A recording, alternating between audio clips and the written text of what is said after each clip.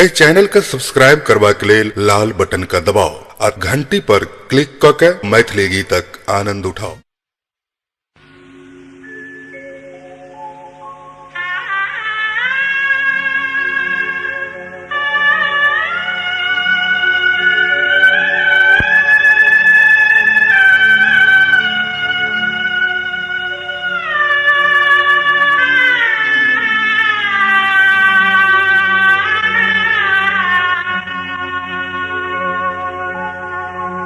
प्रीतम गेलन तोर परदेस पठौलन एको नहीं सने।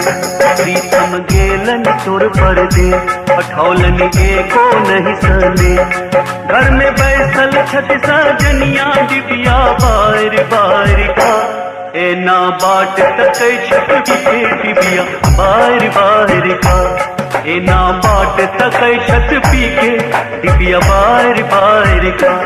प्रीतम गेलन तोर परदेस पठौलन एको नहीं सने।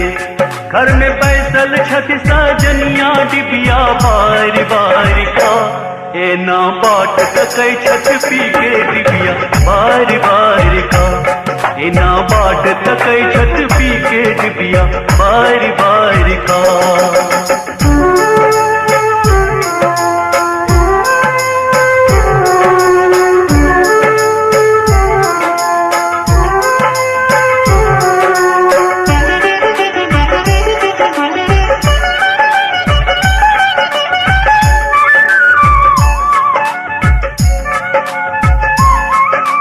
जाए काल में कहलन साजन लायब आहलन चुनरी। जाए काल में कहलन साजन लायब आहलन चुनरी। झुमका कंगना नथनी लायब संग लायब मुनरी। उनका गेला बरसों बीतल छाती हुनकर भोगल शीतल। उनका गेला बरसों बीतल छाती हुनकर भोगल शीतल।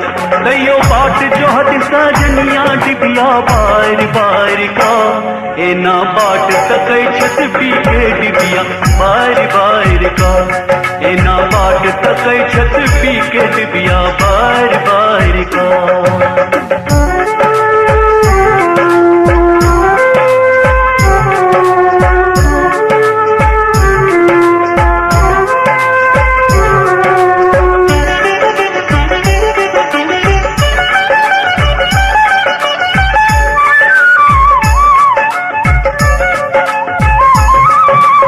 दूर जाए का पिया बिसरला कौन सौ दिन लग जाएगा। दूर जाए का पिया बिसरला कौन सौ दिन लग जाएगा। विरह में हुनक तड़प रहल छी एक नहु आस लगाएगा। बलमा नहीं आयला अंगना निंदिया में बाजे मोर कंगना। बलमा नहीं आयला अंगना निंदिया में बाजे मोर कंगना।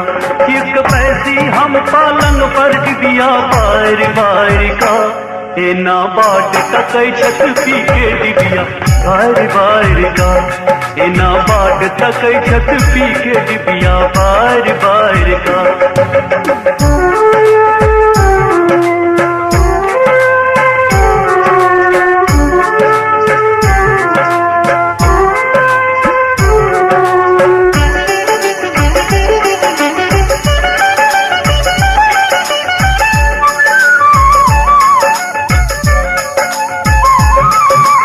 बाद विवाहक पिया ने हमरा लगेला अपन गाँव। बाद विवाहक पिया ने हमरा लगेला अपन गाँव। अधेरत हुनकर एखनो हम बैसल छी एहि गाँव। कहिया सोमन माँ तरते भगवान कोरा कहिया भरता। कहिया सोमन माँ तरते भगवान कोरा कहिया भरता। फिर हम ललना संग खेलत हूँ डिबिया बार बार का ए ना बाट तकै छत पी के डिबिया बार बार का ए ना बाट तकै छत पी के डिबिया बार बार का। प्रीतम गेलन तोर परदेस पठौलन एको नहीं सने। प्रीतम गेलन तोर परदेस पठौलन एको नहीं सने। घर में बैसल छत सजनिया डिबिया बार बार का एना बाट तकै छत पी के डिबिया बार बार का, एना बाट तकै छत पी के डिबिया बार बार का, एना बाट तकै छत पी के डिबिया बार बार का, एना बाट तकै छत पी के डिबिया बार बार का। परदेसिया के चिट्ठी लिखै छै बहुरिया, परदेसिया के चिट्ठी लिखै छै बहुरिया, परलैया गाल पिया काटै छी अहुरिया, परदेसिया के चिट्ठी लिखै छै बहुरिया।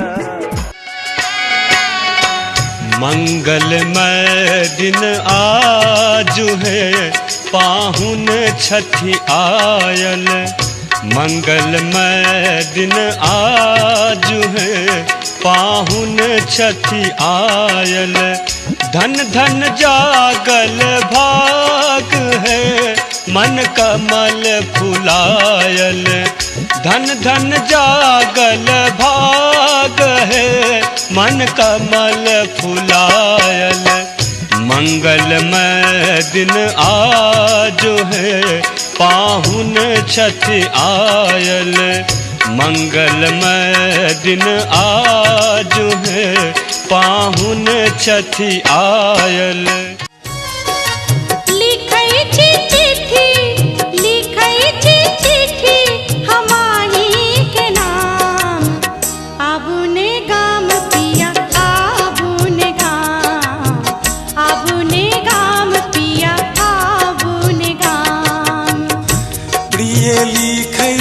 चिट्ठी हमही के नाम, आबै छी गाम धनी आबै छी गाम, आबै छी गाम धनी आबै छी गाम।